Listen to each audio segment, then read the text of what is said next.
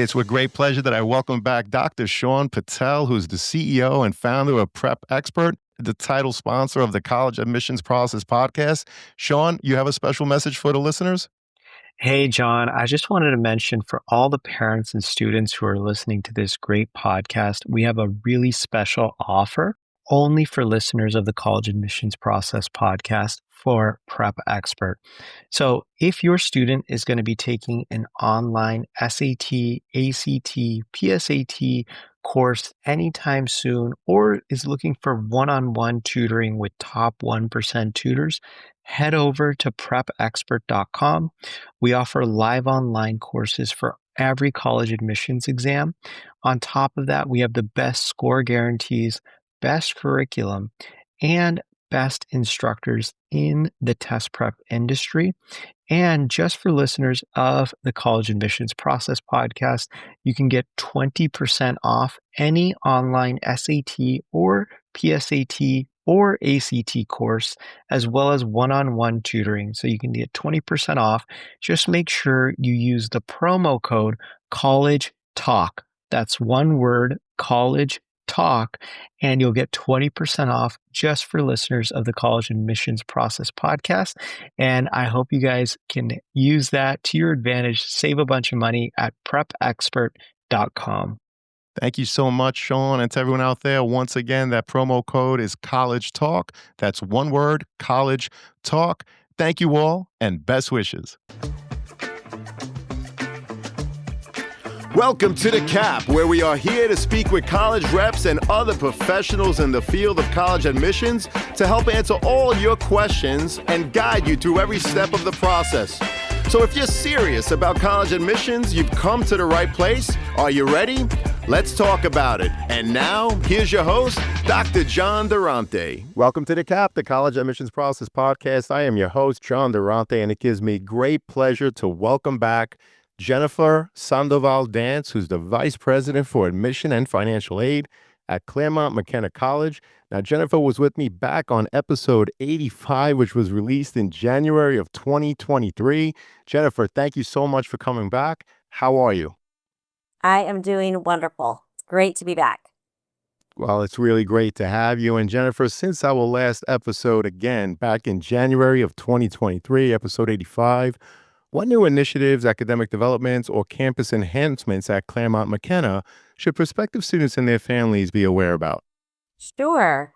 Well, thinking back, 2 years ago, a lot happens at Claremont McKenna in a week, in 2 days. So really had to think about the last 2 years, but there are 3 things that stand out. So the Open Academy, CMC's commitment to viewpoint diversity, constructive dialogue, and freedom of expression. Those are the 3 commitments that are part of Open Academy. That program, that initiative has continued to grow. There are required components that have been built in to the new student experience, returning student experience, and many more elective options for students to participate in. So I would say that Open Academy has continued to evolve and become more and more pervasive throughout all aspects of campus life. The other two exciting things that I do want to talk about. So we last fall, in fall 2024, we officially launched the Kravis Department of Integrated Sciences. So all students starting from last year will be pursuing sciences through this innovative science program. So Kravis Department of Integrated Sciences essentially takes data and computational science as a spine, and it infuses how the natural sciences talks across and through different disciplines and sectors of our society. So health, brain, and planet are 3 of the thematic pathways that students may pursue in that program. So any student interested in science at CMC will pursue it through the Kravis Department of Integrated Sciences now. The other part, which is connected to our innovation within sciences, is we opened just this last September the Robert Day Sciences Center that houses the Kravis Department of Integrated Sciences. So the Robert A. Sciences Center is an innovative, amazing space on our campus that is designed to really, and it already has, redesigned the east end of the campus. It brings together different academic disciplines, and it allows for amazing spaces of collaboration, innovative work, And it is really an amazing facility that brings the community together in a space where in the center of the facility, you can see students studying, you can see lab groups working together, classes working on. There's a social stairs, a daybreak cafe for students to get their caffeine boost. So it's been an extraordinary addition to the campus and is a state of the art facility that is used already by pretty much every member of our community on a regular basis. Well, that's terrific. I appreciate you talking about your open academy and your new programs. And it sounds like Claremont McKenna, in terms of your mission and philosophy, you're really big on interdisciplinary studies. Is that something that I'm gathering from your introduction? That is correct. That is correct. We are focused on helping students, or a big part of fulfilling our mission to prepare students for thoughtful and productive lives and responsible leadership in business, government, and the professions is to help them see the integration, the interdisciplinary, the intersection. Our president, Hiram Cherdosh, likes to use that word, the intersection across disciplines, across different professional spaces, and help students understand that nothing exists in isolation. And if you really do want to solve complex problems and challenges, you've got to look at it through a very interdisciplinary lens. So, yes, integrated is a big part of the living out our mission and how we educate students for a life of leadership. Well, that's terrific. We appreciate you talking about your mission. And another thing that a lot of the students and families that I speak to want to hear about is this thing we call institutional priorities. And so, are there any shifts in your institutional priorities, whether academic, community focused, or related to campus values, that applicants should understand when applying to CMC? There are no shifts. There are only what I would describe or reinforce as a continued strengthening of our mission. Everything at CMC ties back. It's very intentionally interwoven in to fulfill our mission. So I would say that we continue to strengthen that space. And we talked about Open Academy earlier through having a innovative science curriculum that brings in the strengths of the social sciences and the humanities and really braids that with the sciences. So just continuing to strengthen our mission and to educate students and prepare them with intentionality for a life of responsible leadership in business, government, and the professions. Well, we appreciate that. And I know you're a private school, but I was just curious. Are there any institutional priorities in terms of the number of students that you could admit from out of the great state of California, or does that not come into play? In building a class, so our first year class is about 330 students. And I frequently describe to people we are admitting an individual student and we are building a class of 330 young people that are going to come together and really get to know each other quite well and go through a 4 year extraordinary experience together, right? Happening locally, nationally, globally, they're going to be experiencing that together. In point of that and in line with that, we do want to make sure that we're bringing in a collection of different life experiences and narratives. That being said, so we do want students and we want to make sure that we have an applicant pool from students across the country, and we want those kinds of experiences, rural, suburban, major metropolitan, coastal, central, Midwest, you name it. We want to make sure that we're attracting applicants from all those places and spaces.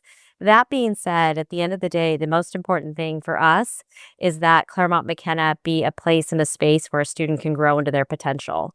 So a student who really what their goals are align with our institutional mission on preparing students for responsible leadership. So nothing will be more important than that in making the decision of students, of who we admit and how we are building out our class. Fortunately, we do get students from across the nation. So we're fortunate to be able to have a diverse set of experiences and enroll a class that does come from a geographic place. But there really isn't any kind of direct rules in place or directive that certain percentage of students has to be from here or anything like that. Well, we appreciate that insight. Thank you so much. And CMC, of course, is part of the great Claremont Colleges Consortium. So, Jennifer, how does being a member of this consortium enhance academic opportunities, collaboration, and student life for your students, specifically at Claremont McKenna College? Sure. So one of the things about Claremont McKenna is, as I've talked about, and I'll may mention a few other times, we are as mission driven an institution as could possibly exist. It's an extraordinary mission, and it's extraordinary that we have a population of students and faculty and staff who all ascribe to it. One of the things that can be challenging with that could be that for some students it may feel like, well, what happens if I start growing an interest in a subject area that maybe it's not offered at the school because it is smaller and it has this more niche approach. That's really where the Claremont colleges come in and really provide students with this wider array of academic areas, different kinds of student interests, different kind of resources on campus. It grows out our ability to have more expansive clubs and organizations.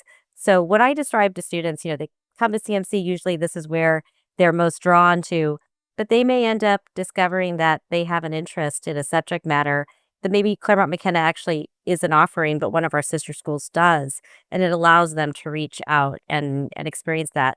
Also, in terms of being able to take classes at the other Claremont colleges, to me, this is by far and away the most significant advantage of being a member of this community, because at CMC they have their palette of courses that they can take, but when they take a step out, they actually have over 2,000 classes that they can pick from across a variety of different academic areas.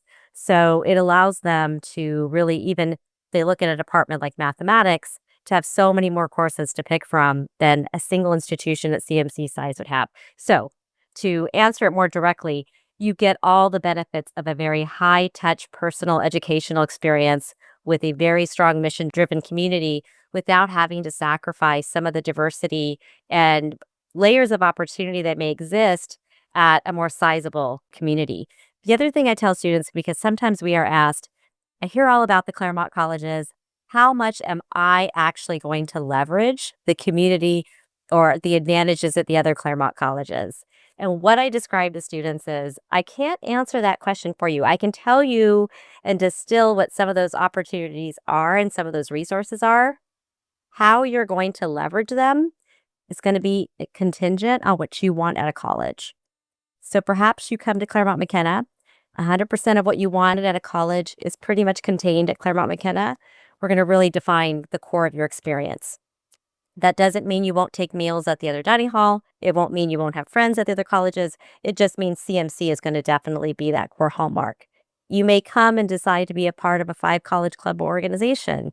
And in that event, you're going to have a more intercollegiate experience. So it really just depends on what a student wants at a college into how much they're going to have the penchant to spread their wings and really pull in what the other Claremont colleges offer. But it is an amazing community. You really get to have, these 5 colleges that are all in their own way mission driven, distinct, and students get to pick the school that most closely aligns with who they are, their kindred spirits, but get the advantage of the wider array of what the other schools offer. Wow, it's definitely a wonderful community with over 2,000 classes. Now it's Claremont McKenna College, Scripps, Pomona, Harvey Mudd, and I know I'm missing one offhand. What's that Sir. fifth one? Pitzer, thank you very much, which puts together an amazing community for all of your students. So, of course, the thing that students and their families are really interested in is that thing we call the holistic review process. So, Jennifer, can you walk us through your review? For example, once a student submits their application, how many people actually review it? And what insights can you share about the factors that spark deeper discussion during committee review? Our goal with holistic admission, in a perfect world, every applicant would be sitting with us, with the admission officers, and reviewing their file with us and explaining, being able to elaborate on the activities they were involved in, a question we may have in the essay. This way, there would be no misunderstandings, and this applicant would be able to come to life in front of us. That's obviously not possible, but we're doing our best with what we require and some additional components that we recommend, like an interview or video, to get to know the applicant as much as we possibly can, both their hard and their soft skills, and as much as that's going to come out in the application. So, what happens when the file is complete? So the file is read by a team of 2 admission officers. So I, for example, have Arizona. So all applicants from Arizona to Claremont McKenna, I'm always going to be the admission officer that comes first. I'll have a colleague join me.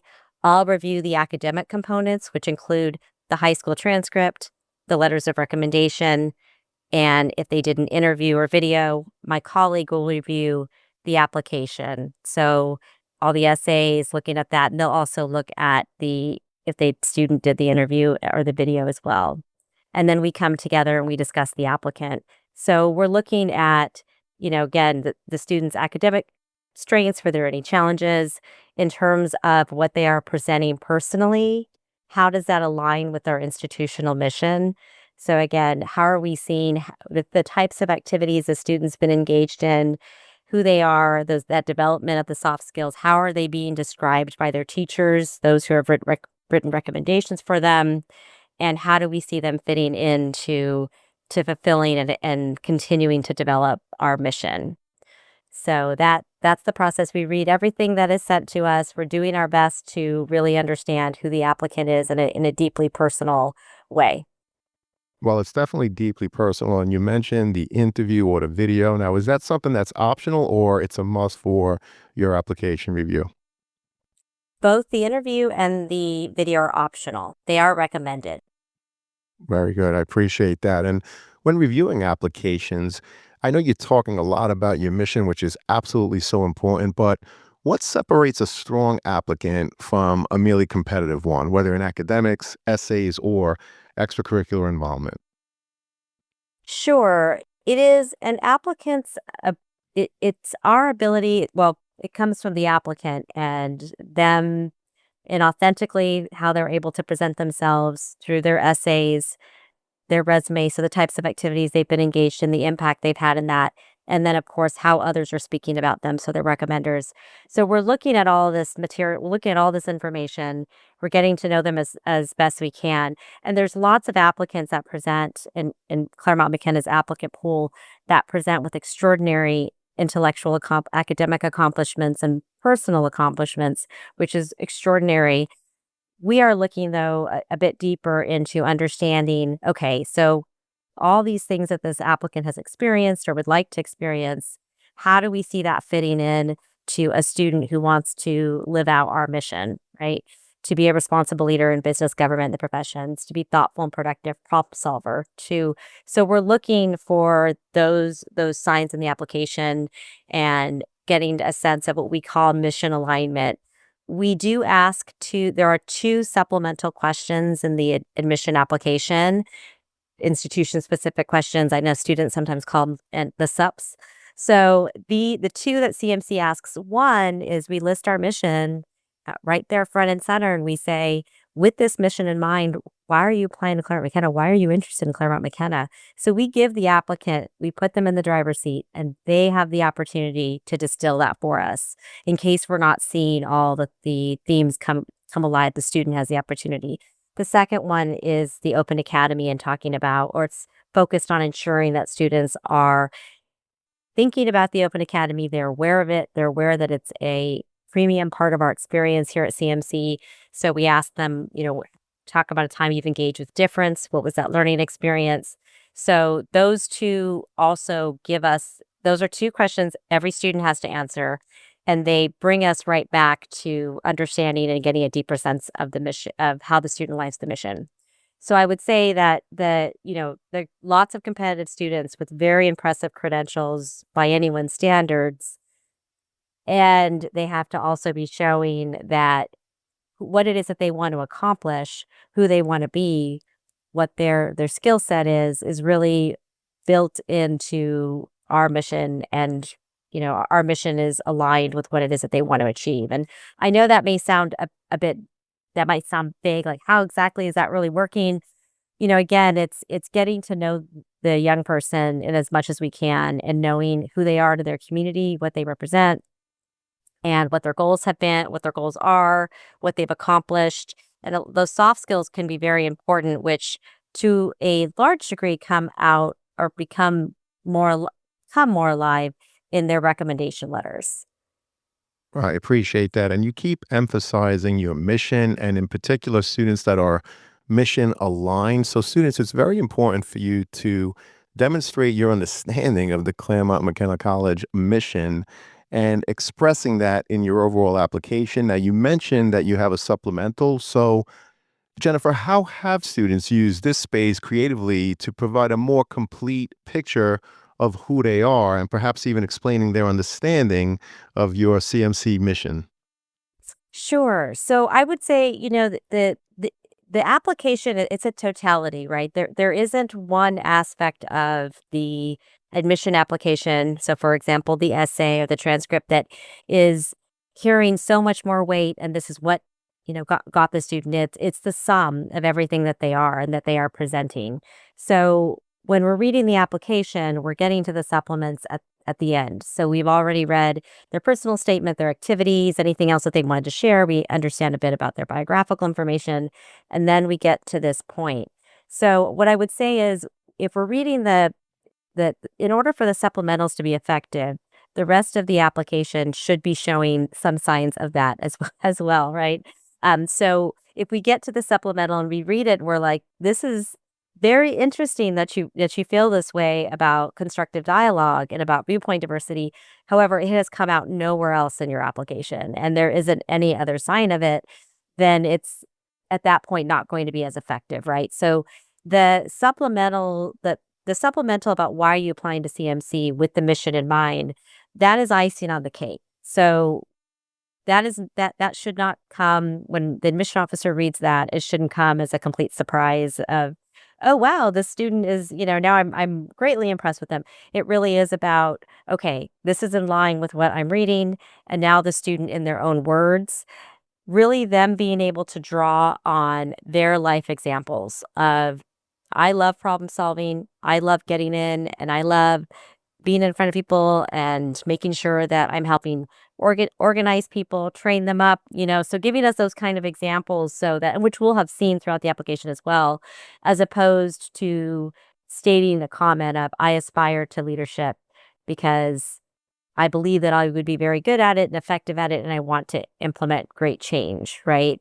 We need to be able to take every word that they're putting there and have some form of evidence throughout their application that exists. So again, the supplements should really be a reflection, first of all, of what a reflection on all that they've done in their college search process, that what has led them to believe that CMC may be a good place for them. And then as they sit and reflect on that, being able to articulate to the admission committee, why me? Why I want to be here, what I'm going to bring to this community.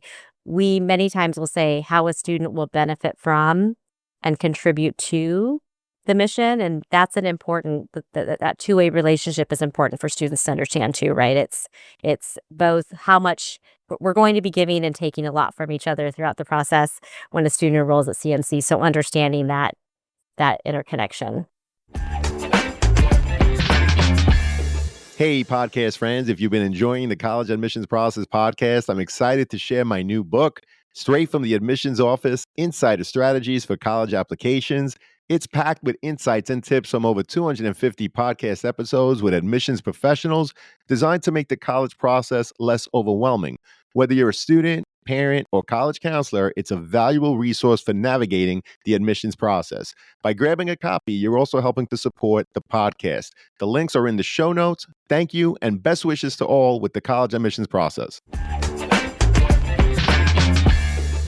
Well, I think that's such a great answer, and it really points to the fact, students, that you need to know the different parts of the overall application, like Jen was saying, and how they each have to complement each other and build upon each other. So to her point, she shouldn't get to the supplemental to say, oh, okay, now the student understands the mission and the philosophy of CMC. It's something that you kind of have to express throughout. Again, each part has to build upon the next, complement each other.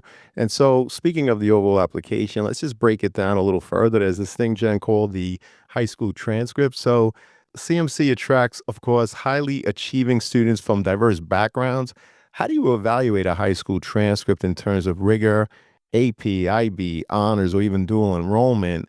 And do you recalculate GPAs or rely solely on the school's reported grading system? Okay, to start with what we're looking for within the transcript, it's all in the context of the high school.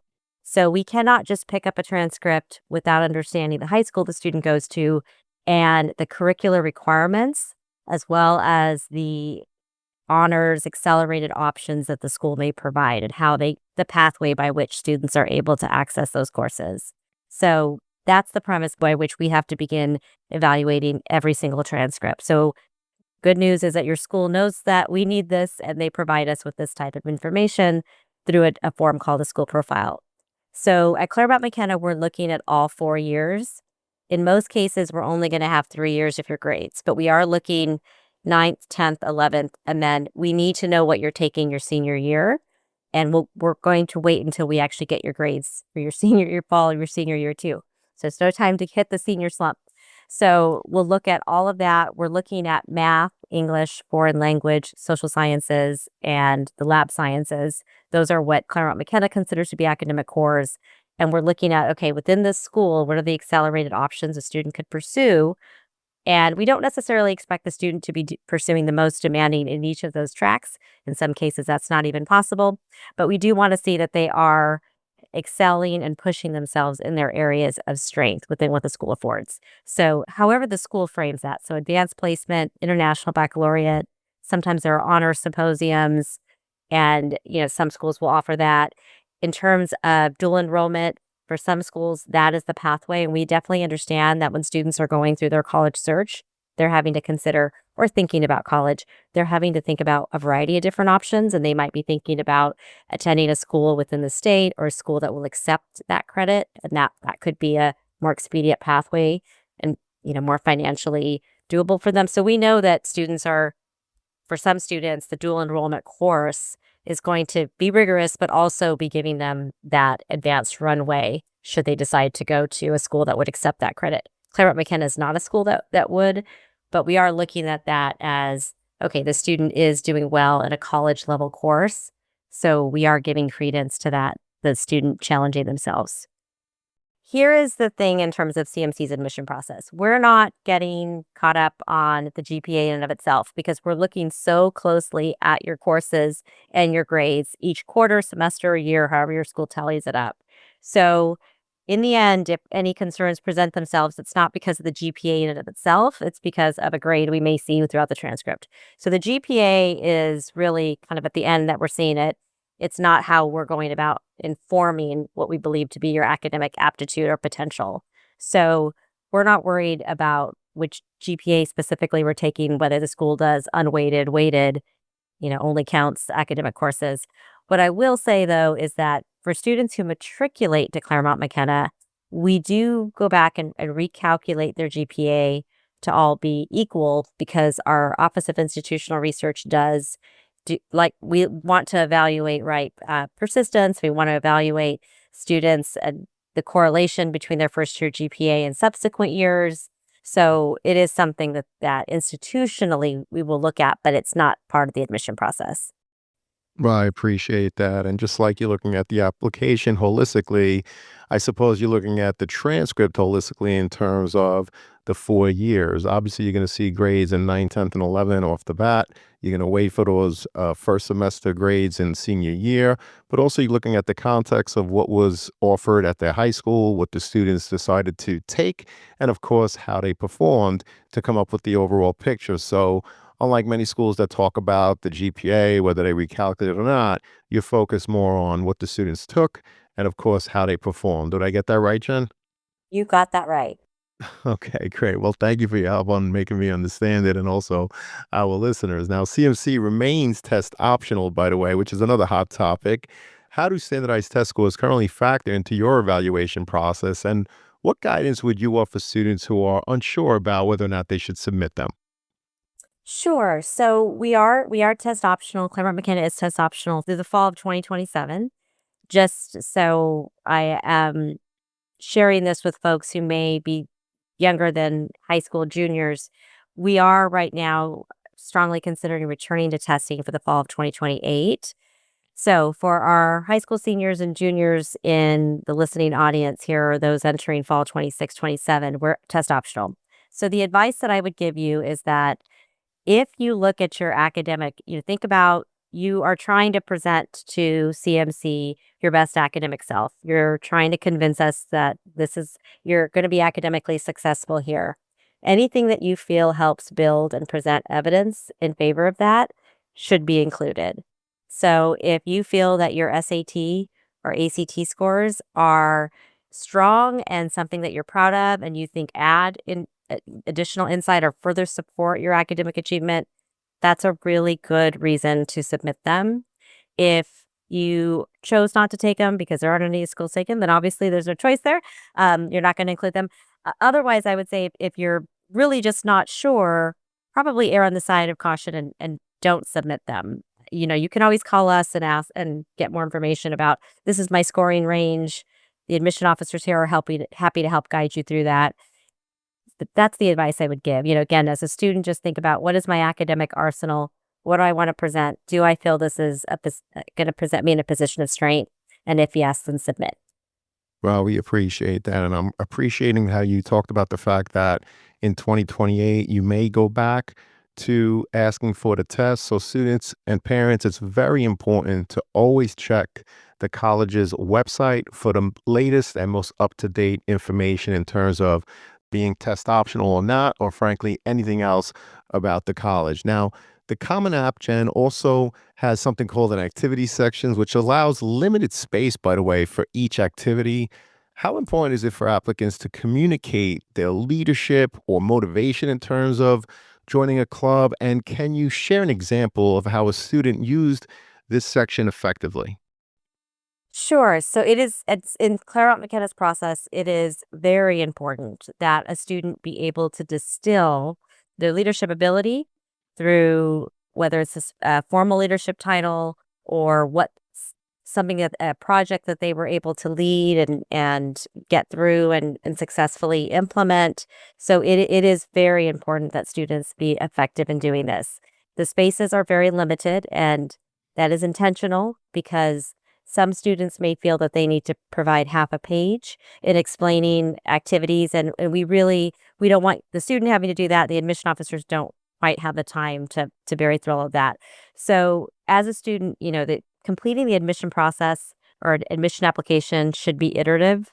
You'll sit down, you'll know what ideas you want, and you'll kind of come back to it and keep refining it until it gets to a point where you feel that it aptly captures what you want to share about your experience there. So I would say, that the position, the organization that you're a part of, the position, and then a student can include what was the most important or instrumental thing that they either contributed to that, the impact that they had. That is going to be the most effective way for a student to use that limited space. At Claremont McKenna, we also allow students to upload a resume.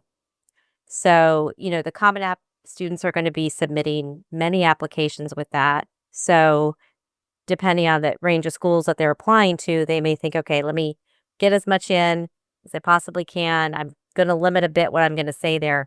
Know that they can also upload a resume. And for some students, honestly, that many times is more effective because they don't feel as limited. They've built that out.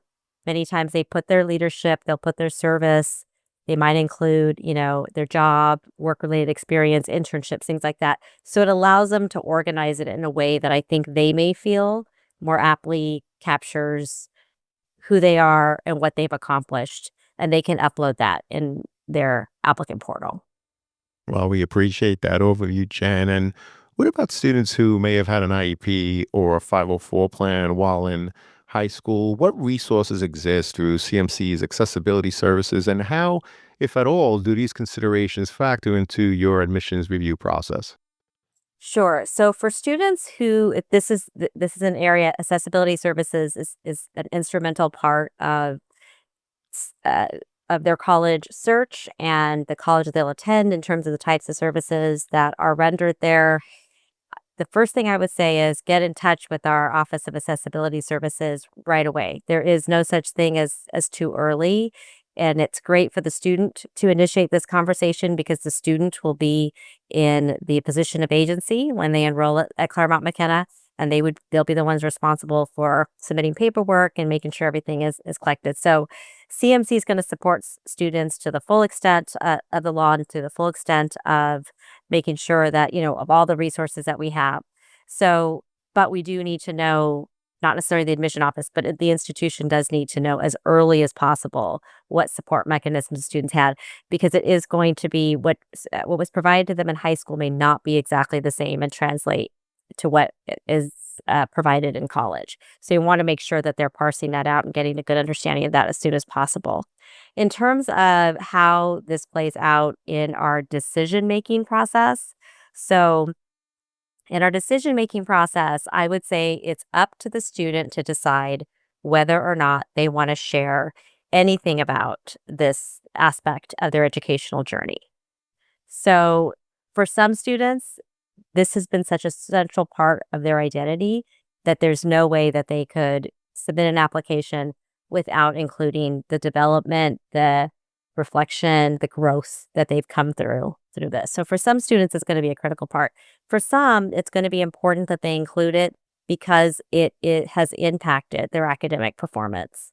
And if the admission officer does not have that insight, they or have some understanding of what triggered the dip in performance, academic performance, then we really have to just assume the worst, that the student just didn't do well, right? We don't have context.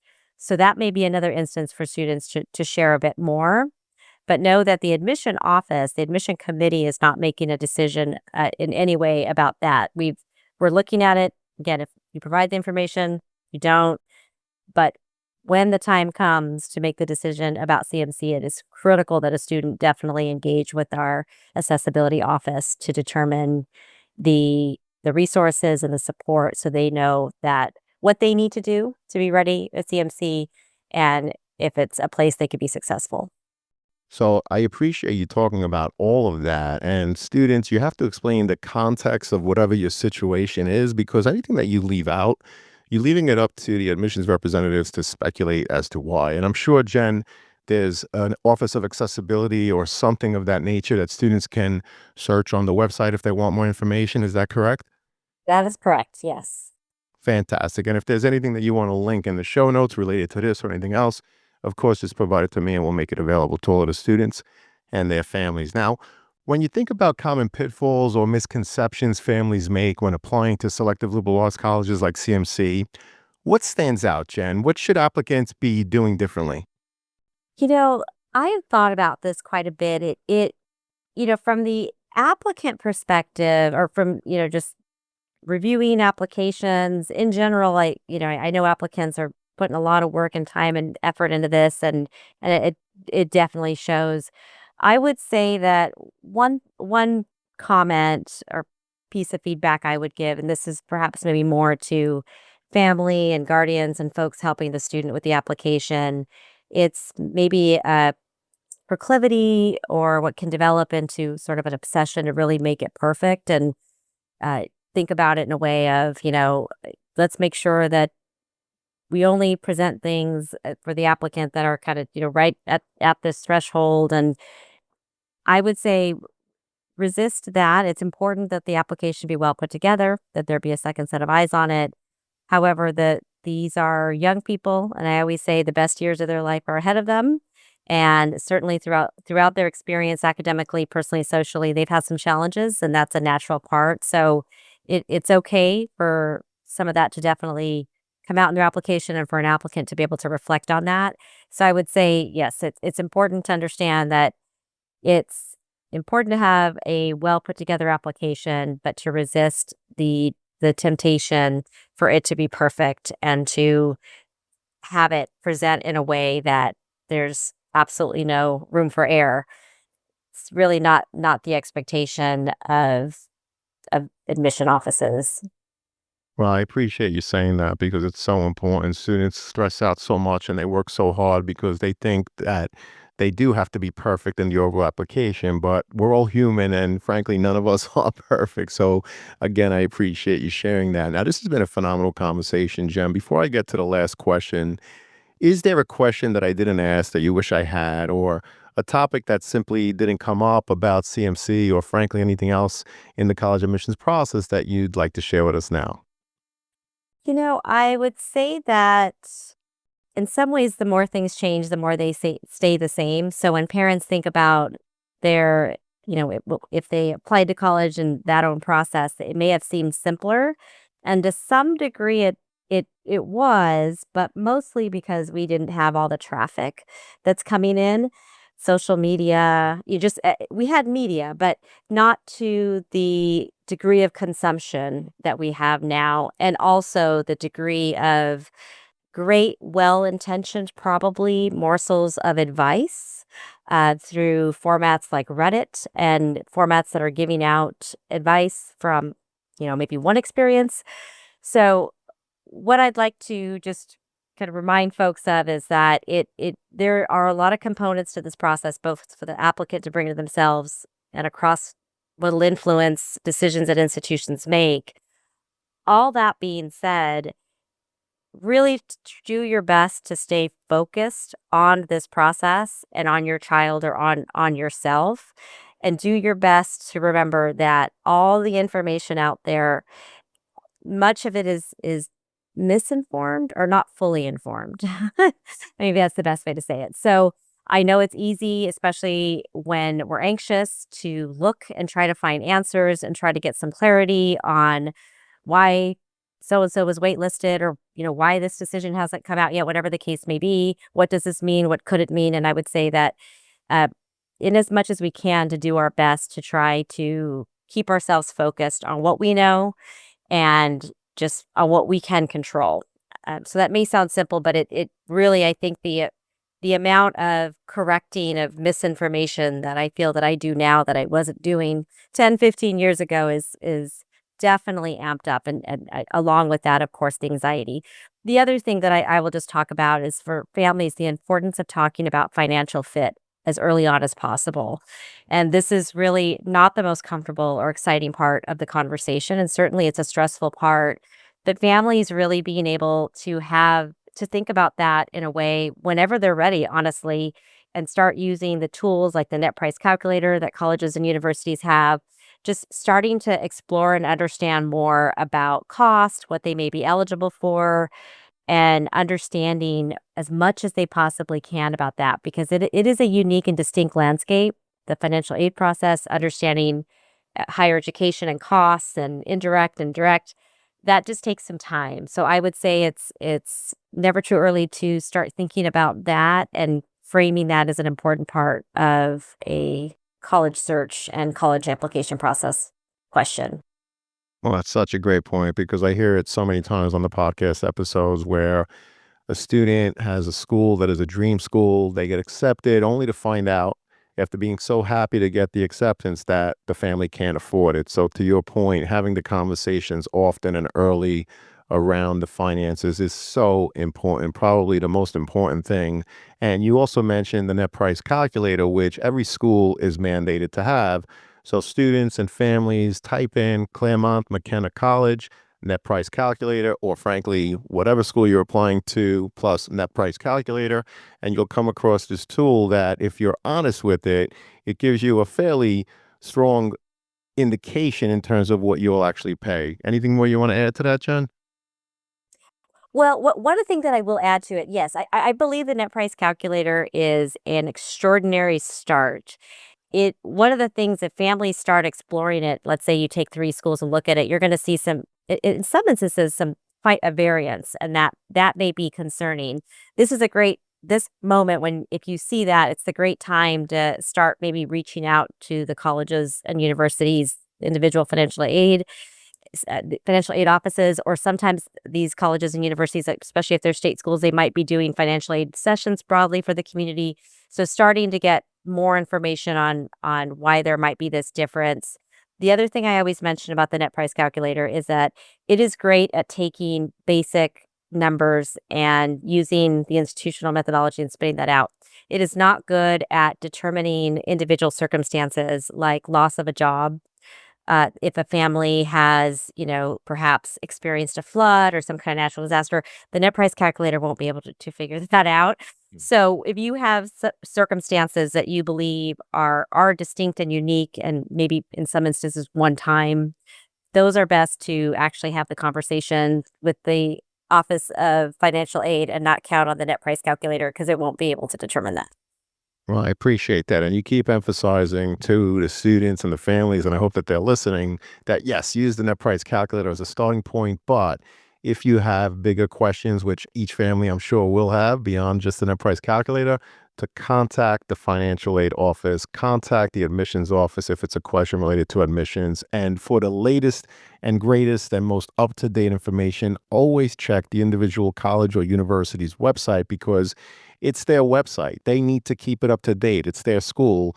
And so, to your point earlier, there's a lot of websites out there with misinformation. So, if you're going to do your research, research through the college's individual website. Jen, this has been awesome. Unfortunately, it does lead us to that last question, which always is, what are your top three pieces of advice? And you've given so much advice, but what are your top three pieces of advice that you would provide students and their families going through the college admissions process? Yes. So my top three pieces of advice are going to earmark the three stages: the college search, the application, submission, and then selecting the college. So I will do this as quickly as possible. So the college search for families and students, I want to emphasize this as a journey. And one thing true about journeys is we start somewhere different than where we finish, right? That's the intention of a journey. And so as you start to embark on it, be excited and know that it's going to be a process of discovery, both in terms of who the student is and what they want, and then the discovery process of all the different potential colleges and universities that may in fact be a fit.